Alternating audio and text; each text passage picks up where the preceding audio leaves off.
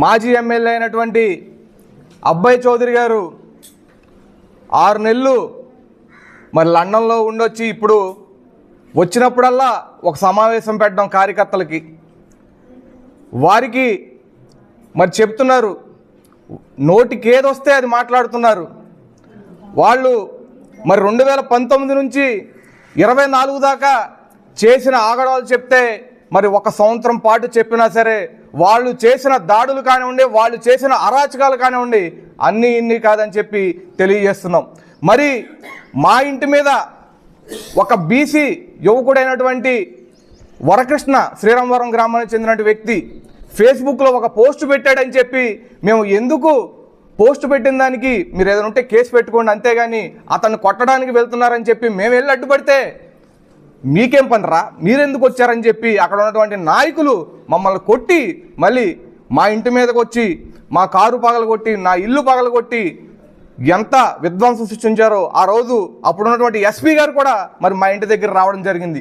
మీరు ఎంత గలాటా చేస్తే మీ నాయకులు కానివ్వండి, మీ రౌడీ మొక్కలు కానివ్వండి, మీ వైసీపీ రౌడీ మొక్కలు కానివ్వండి, ఎంత గలాటా చేస్తే ఎస్పీ గారు ఆ సంఘటన దగ్గరికి వస్తారని చెప్పి అడుగుతున్నాం మిమ్మల్ని. అలాగే మరి బీసీ నాయకుడు అనేటువంటి జమలయ్య బాపిరాజు కూడా ఉన్నారు.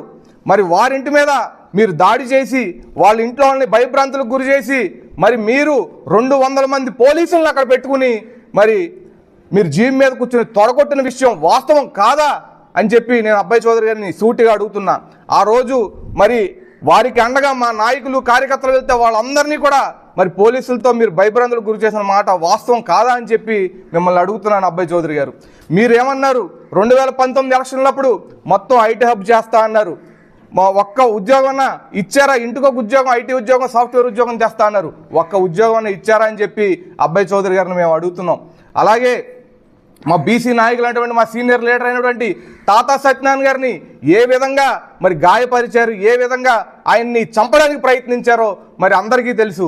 మరి ఇవన్నీ మీరు చేసిన ఆగడాలు మొదలెడితే బాపిరాజుగూడెం దగ్గర నుంచి మొదలెడితే మరి కొల్లేరు దాకా ఎన్ని ఉన్నాయంటే అన్ని ఉన్నాయి, కోకొల్లలుగా ఉన్నాయని చెప్పి మీకు తెలియజేస్తున్నాం.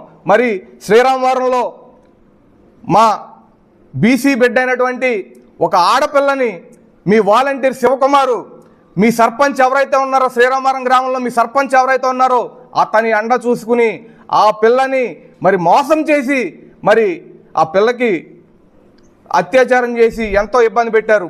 ఆ పాపకి మరి బాబు కూడా పుట్టడం జరిగింది. మీ సర్పంచు నేను మాట్లాడతాను, పెళ్లి చేపిస్తానని చెప్పి ఇప్పటికి కూడా ఆ పిల్లకి న్యాయం జరగని పరిస్థితి. న్యాయస్థానంలో మేము ఆ పాప తరపున పోరాడుతున్న పరిస్థితి. మేము న్యాయస్థానంలో ఇప్పటికి కూడా మరి పోరాడుతున్నాం.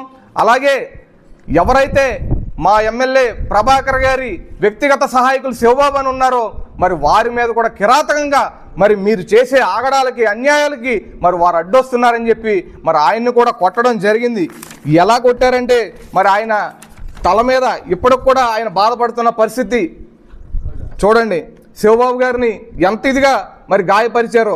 అలాగే మీరు మీ ఆగడాలకి అడ్డొస్తున్నారని చెప్పి దాడి చేశారు మా నాయకుల మీద. అలాగే మా డాక్టర్ మధు గారు ఉన్నారు, మా జోగనపాలెం బ్యాంక్ ప్రెసిడెంట్ గారు, మరి ఆయన అయితే మరి కోమాలో ఉంచి బయటకు వచ్చిన పరిస్థితి. మీరు చేసిన ఆగడాలు అన్నీ ఇన్ని కాదు, మరి మా నాయకుడిని అన్యాయంగా అక్రమంగా మా ఎమ్మెల్యే గారిని 66 రోజులు మరి ఎటువంటి ఇది లేకుండా మీకు ఇష్టానుసారంగా మరి కేసులు పెట్టి లోపల పెట్టడం జరిగింది.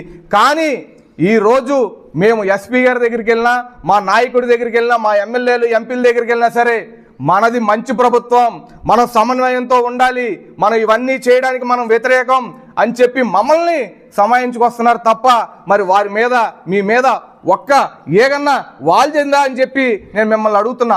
ఓ మీ ఇంట్లోనే పెద్దోళ్ళు ఉన్నట్టు మాట్లాడుతున్నారు. మా కొల్లేరు వాళ్ళు వచ్చి వాళ్ళకి అన్యాయం జరిగితే మీ ఇంటి దగ్గరికి వచ్చి ఆడడానికి వస్తే మీ నాన్నగారు పెద్ద ఆయన ఉన్నారని చెప్తున్నారు. మా ఇళ్లలో మరి పెద్దవాళ్ళు లేరా అని చెప్పి మిమ్మల్ని అడుగుతున్నాం అబ్బాయి చౌదరి గారు. మా ఇంట్లో ఆడవాళ్ళు లేరా అని చెప్పి మిమ్మల్ని అడుగుతున్నాం. ఆ రోజు మీరు మా ఇళ్ల మీదకి వచ్చి దాడి చేసినప్పుడు ఏమైపోయింది ఇదని చెప్పి మేము అడుగుతున్నాం. అయినా సరే మేము సంయమనం పాటిస్తున్నాం. ఇది మంచి ప్రభుత్వం. మా నాయకుడు మరి సంక్షేమం, అభివృద్ధి తప్ప వేరే వాటి మీద దృష్టి పెట్టొద్దు. మీరు ప్రజలకి న్యాయం చేయండి, దేవుడు అనేవాడు ఉంటాడు, అతనే చూసుకుంటాడని చెప్తున్నారు తప్ప మీరు చేసిన ఆగడాలు, అన్యాయాలు ఒక్కొక్కటిగా బయటకు వస్తున్నాయి అని చెప్పి అవి కప్పిపుచ్చుకోవడానికి మీరు ఏదేదో మాట్లాడి జనాల్ని, మీ నాయకుల్ని ఇచ్చేయడానికి మాట్లాడొద్దని చెప్పి అబ్బాయి చౌదరి గారికి మేము మరోసారి గట్టిగా చెప్తున్నాం. మీరు ఎక్కడికి రమ్మన్నా అక్కడ రావడానికి మేము సిద్ధంగా ఉన్నాం. మీరు చేసిన అన్యాయాలు కానివ్వండి, మీరు చేసిన అక్రమాలు కానివ్వండి, మొత్తం చట్టం మా దగ్గర ఉంది. కానీ మా నాయకులు సంయమనం పాటించమంటున్నారు కాబట్టి మేము పాటించి వాటికి దూరంగా ఉంటున్నామని చెప్పి తెలియజేస్తున్నాం.